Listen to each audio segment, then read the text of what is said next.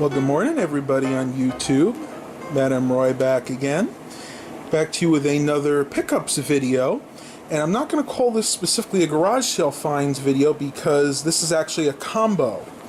Everything you see here on this table are a combination of things I got yesterday and things I got this morning at the local community garage sale in my area. Another one, I know, right? Seems like we have them each week. So I'm going to go down the list of everything like I usually do, and let's go ahead and get started.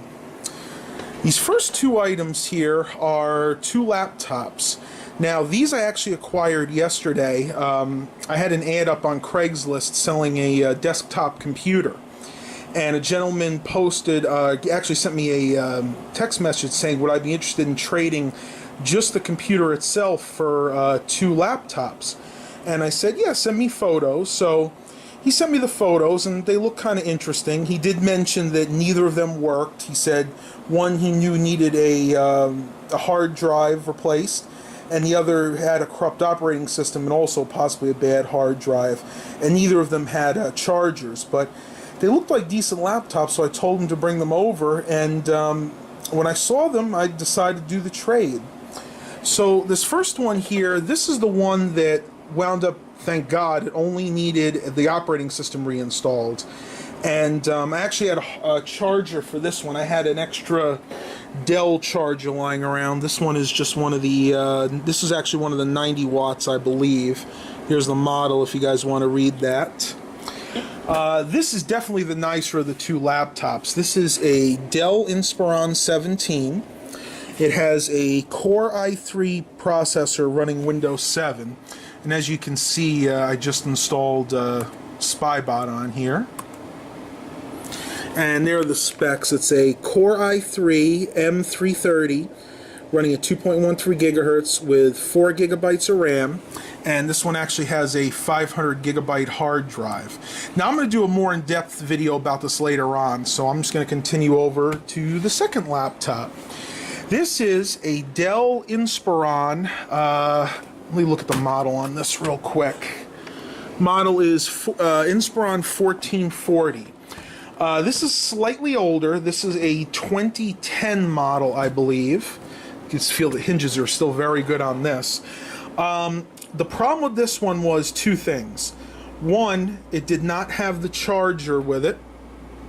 And two, the internal hard drive is bad. When you would actually turn it on, it would either tell you it would have a missing operating system, or it would just say that it couldn't find the hard drive altogether.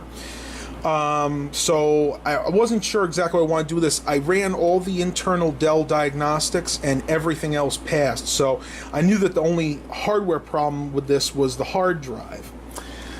So that brings me to, I'm going to stick this over here for safekeeping, brings me to what I found today at the community garage sales. I'm going to start with the things I found for that laptop. I went up to one of the garage sales and I noticed right off the bat that the gentleman there had one of these Dell chargers.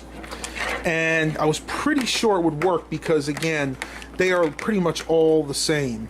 And sure enough, it should. This one is actually a 90 watt. And I asked him how much he wanted. He kind of hesitated, so I said, hey, would you take $1 for it? And he said, yeah, that's fine. So I got this charger. I'm happy as can be. Now I know I can go ahead and at least get power to that laptop, and I have the right charger for this. So I said, you know what? He mentioned to me that he was a network engineer. So I said to myself, you know what? I bet he's got a lot of hard drives and parts lying around. So I asked him, do you have an extra SATA hard drive for a laptop? And he said, you know what? Let me go in and check. And he came out with this. This is a Seagate 250 gigabyte Momentous drive, 7200 RPM.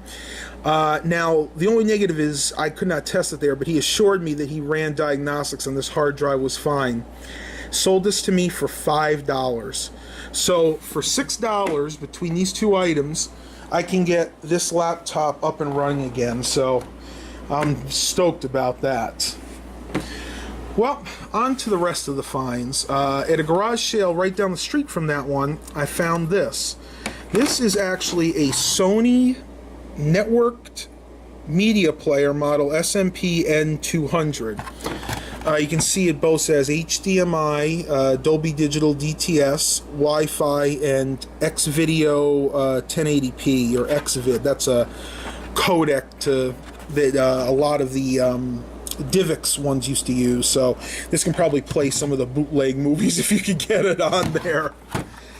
It's got a USB port on the side here, probably for, again, streaming movies, because if you download your own movies, you plug them in, you burn them or transfer them to a flash drive, you could plug that in here and you could stream movies that way. On the back here it has the normal inputs. You have a DC 12 volt for the power, and then you have your outputs. You have your component and composite video signals right there. HDMI out. Optical audio out, which I probably won't use, but now coming through, the TV that I'm going to put this on, I think, does have an optical in, so if I can find one of those cables, I might actually use that to get better quality sound. And of course your LAN 100 port. Now this does boast it's wireless, and I really hope it is, because I'm going to be putting this in our guest room, and we do not have any Ethernet capabilities in there. The only thing I can get is wireless. Here's the remote here, fairly basic, multi-function buttons, play button. I am going to check the battery on this in a little bit. I don't know if I can actually open this up one-handed. I think it's like one of those little watch batteries, but I'll check on that later. And of course, this is the typical Sony power brick. This actually is very reminiscent of the one that the PlayStation 2 used to use, except the slim one. Except the PS2 Slim, I think, was only a 5 or a 6 volt adapter, and this one's a 12 volt. It's not bad. Paid $5 for that, and we're definitely going to get some use out of that. Actually, Mom bought that one because this is going to be in the guest room for our guests. Next, we have a Maxell head cleaning disc for a DVD or a CD-ROM drive. Paid $0.25 for that. Nothing super special, but this is actually, I believe, the dry one. Basically, if your discs are slipping, whether it be a DVD or a CD, you just put this in, and there's a little brush that brushes the dust off the lenses. They work pretty good. Definitely worth it for $0.25. Now, this was the very first thing I bought today, and you know, I don't regret buying it, but I am going to have to get another cable because I don't think that one will work.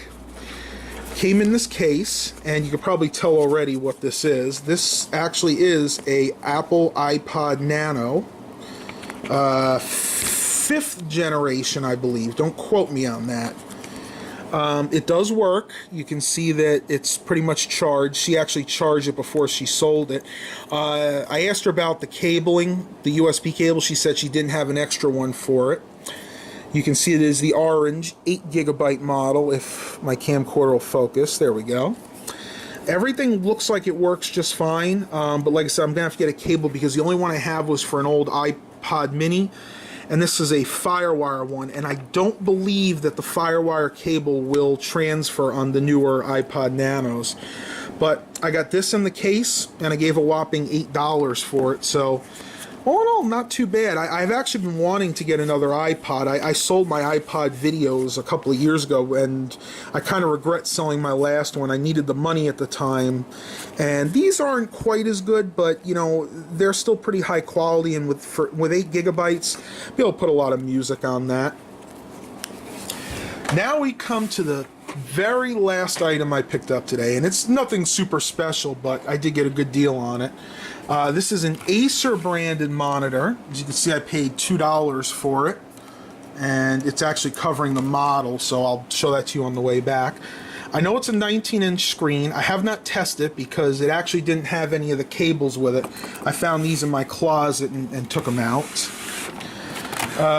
You can see right here on the back, it's model AL1916W from December of 2007. Now, you know me, I always need monitors. When I'm rebuilding these computers, you know, I always like to pair it with a monitor because, you know, you get the most money out of it that way. And for $2, I really couldn't resist. So I'm going to go ahead and end the video here. Please remember to like and subscribe. And as always, have a blessed day, everybody.